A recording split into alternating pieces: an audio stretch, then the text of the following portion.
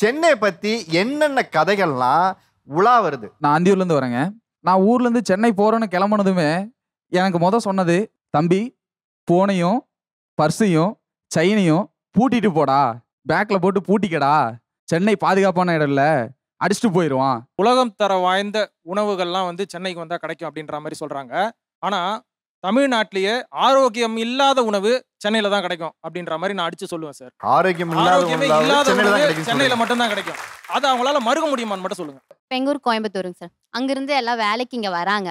அப்ப எங்க ஊர் சைடுல என்ன பண்ணுவாங்கன்னா, பாரா சென்னைக்கெல்லாம் போறான் அப்படின்ற மாதிரி ஒரு வெந்தாவா எல்லாம் இது பண்ணுவாங்க. ஆனா அங்கிருந்து இங்க வந்துட்டு படுற கஷ்டத்தை வந்துட்டு சொல்ல மாட்டாங்க. அந்த ஒரு இதை வந்துட்டு நான் வந்துட்டு ஒரு புருடான்னு தான் நம்புறேன்.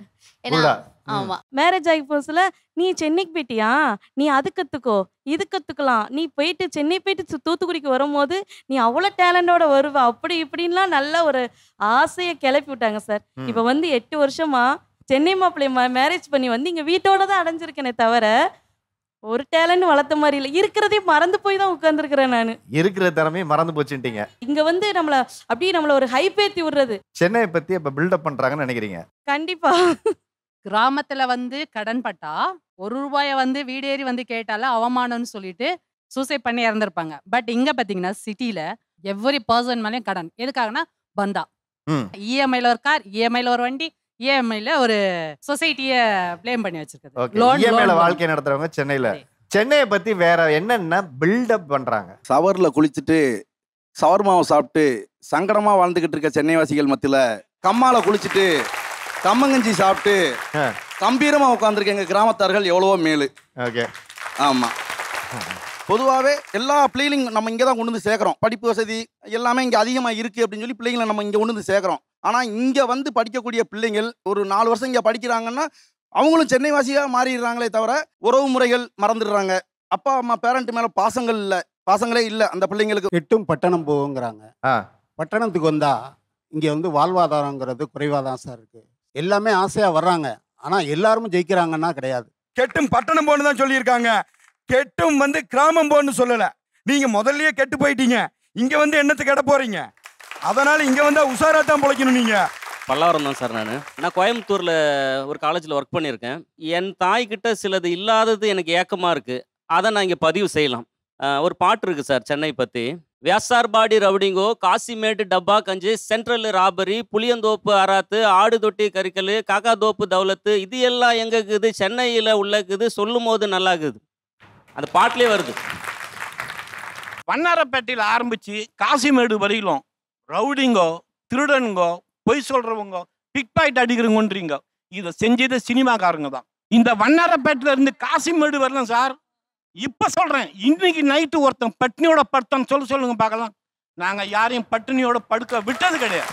பிற மாவட்டங்களில் இருந்தாலும் எங்கள் மாவட்டத்தில் இருந்தாலும் நாங்கள் வாழ்க்கையில் உயர முடியுங்க அப்படிங்கிற கதை இருக்கா? எங்க அம்மாக்கு 29 வயசா இருக்கும்போது எங்க அப்பா இறந்துட்டாங்க. 4 பிள்ளைங்க. எங்க அம்மா அதே கிராமத்துல தான் இருந்து சத்துணவு வேலை பார்த்தாங்க. சத்துணவு வேலை பார்க்கும்போது 4500 ரூபா சம்பளம்.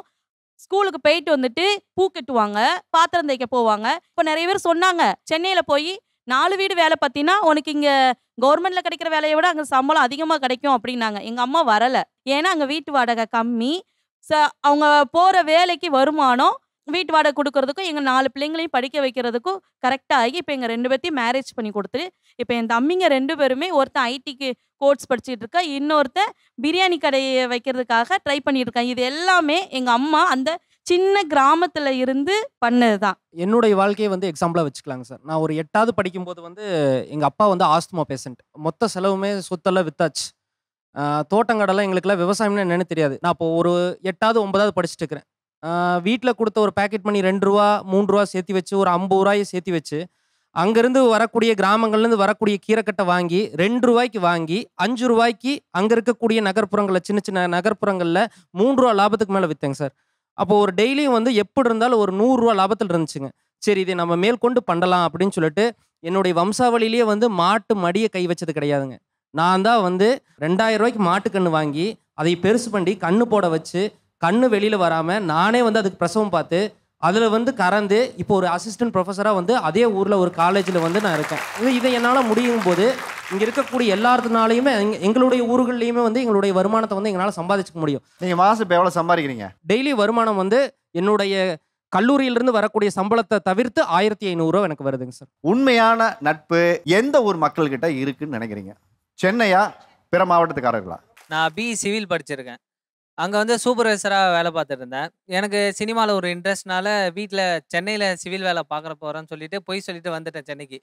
வந்துட்டு ஒரு 1 மந்த் 2 மந்த் வரும் சம்பளம் தரல, லேட்டாக தராங்கன்னு சொல்லிட்டு கோயம்பேடு பஸ் ஸ்டாண்ட்லேயே தான் படுத்திருந்தேன். எங்கள் சினிமாவுக்கு எங்கே போகிறது, யாரை பார்க்கன்னு தெரில.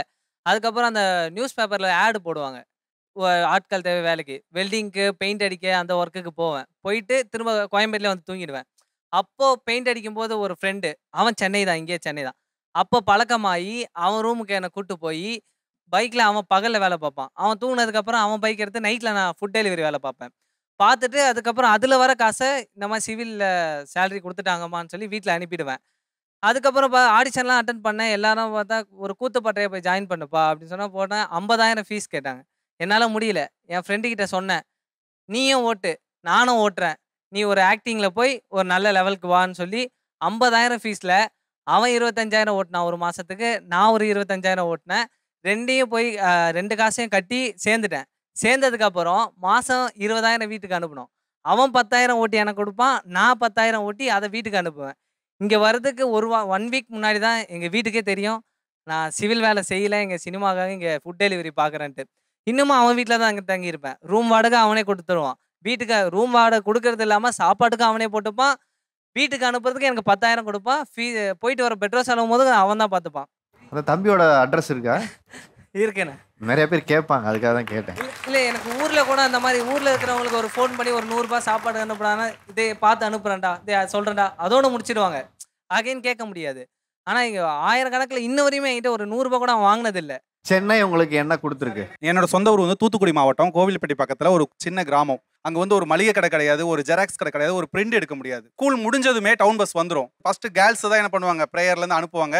பாய்ஸ்லாம் லாஸ்ட்டாக தான் போகணும். அதனால நான் டவுன் பஸ் டெய்லி ஓடி ஓடி போய் தான் பிடிப்பேன். அதனால டவுனில் என்னால் எதுவும் வாங்க முடியாது, டிஸ்கண்டினியூ பண்ணிட்டேன். ஏன்னா என்னால் படிக்க முடியல. என்னால் எனக்கு ஸ்கூலில் நிறைய அசைன்மெண்ட் கொடுக்குறாங்க, என்னால் ஒரு A4 ஷீட் வாங்க முடியல. ஒரு பேனா காலி ஆயிடுச்சுன்னா பேனா வாங்க முடியல. எங்கள் அம்மா அப்பா வந்து விவசாய வேலை பார்த்தாங்க, கூலி தொழிலாளியே போயிடுவாங்க. போயிட்டு நைட்டு தான் வருவாங்க. என்னால் எந்த பொருளுமே வாங்க முடியாது. இந்த மாதிரி நிறைய எனக்கு பாரம் அதிகமாக சேர ஐயோ போதுண்டா சாமி, இந்த நம்மளால் படிக்கவே முடியாது, நம்மளால் கிராமத்தில் இருக்கிற நம்மளால் படிக்கவே முடியாது அப்படின்னு சொல்லிட்டு மளிகை கடைக்கு வேலைக்கு போயிட்டேன். மளிகை கடைக்கு வேலைக்கு போனதுக்கப்புறமா என்னோட ஃபேமிலி வந்து எங்கள் அம்மாவோட ட்ரீட்மெண்ட்டுக்காக நாங்கள் சென்னைக்கு வந்தோம். சென்னைக்கு வந்தவங்க நாங்கள் சென்னையிலே இருந்துட்டோம். இங்கே இந்த சென்னை வந்து என்னை 10th படிக்க வச்சது, என்னை +2 படிக்க வச்சது, என்னை டிகிரி முடிக்க வச்சது, என்னை ஐடி படிக்க வச்சது, எனக்கு ஒரு நல்ல கம்பெனியில் இன்னைக்கு வேலை வாங்கி கொடுத்துருக்கு.